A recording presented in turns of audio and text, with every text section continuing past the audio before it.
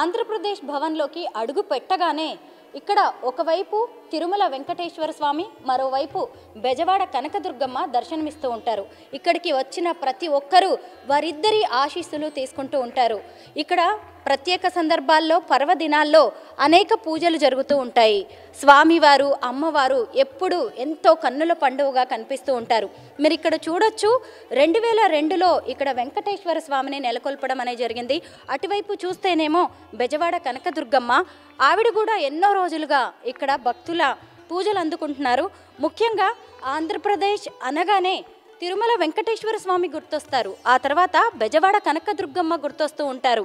వారిద్దరిని ఢిల్లీలోని భక్తులకు మరింత చేరువ చేసేందుకు ప్రభుత్వం వారిద్దరిని కూడా ఇక్కడ నెలకొల్పడం అనేది జరిగింది. విశేష పూజలు జరుగుతూ ఉంటాయి, పర్వదినాలు, పండుగలు, వాటికి సంబంధించిన పూజలు ఎన్నో ఇక్కడ జరుగుతూ ఉంటాయి. భక్తులు, ఉత్తరాది వారు, తెలుగువారు ఇక్కడికి వచ్చేసి స్వామి అమ్మవార్ల ఆశీర్వాదాలు తీసుకుంటూ ఉంటారు.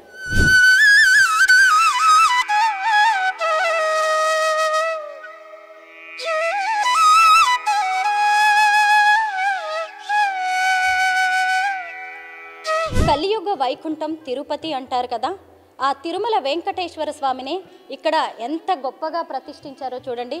ఉదయం సుప్రభాత సేవతో ప్రారంభమవుతుంది ఇక్కడి పూజ.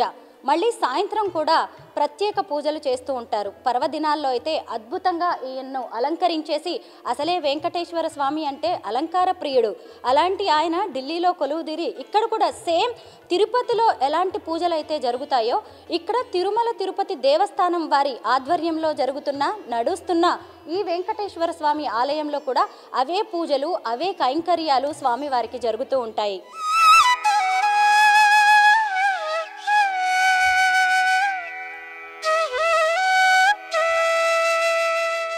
ఇప్పటి వరకు ఇక్కడికి ఎంతోమంది ముఖ్యమంత్రులు, మంత్రులు, కేంద్ర మంత్రులు, ఎంపీలు, ఎమ్మెల్యేలు, ఇతర ప్రజాప్రతినిధులు వచ్చేసి ఈ స్వామివారి ఆశీస్సులు తీసుకున్నారు. రాజకీయంగా ఢిల్లీకి ఎంత ప్రాధాన్యం ఉంటుందో అలాగే ఈ వెంకటేశ్వర స్వామికి కూడా అంతే ప్రాధాన్యం ఉంటుంది. రాజకీయ నాయకులు ఎవరైనా ఇక్కడ ప్రెస్ మీట్స్ పెట్టడానికి వచ్చేవాళ్ళు కావచ్చు, ఇతర పనుల మీద వచ్చేవాళ్ళు కావచ్చు, ఈ వెంకటేశ్వర స్వామి ఆశీర్వాదాలు తీసుకోకుండా వెనుతిరగడం అనేదే జరగదు.